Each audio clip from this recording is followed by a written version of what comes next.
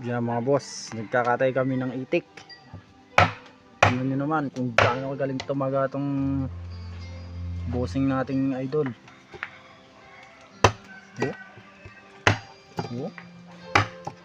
Yan mga boss, itik barako.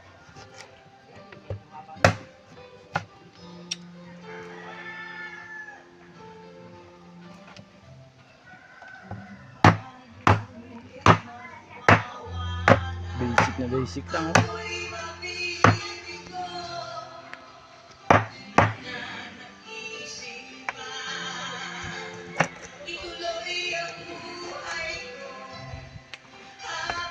Seryoso naman ating magkakatay.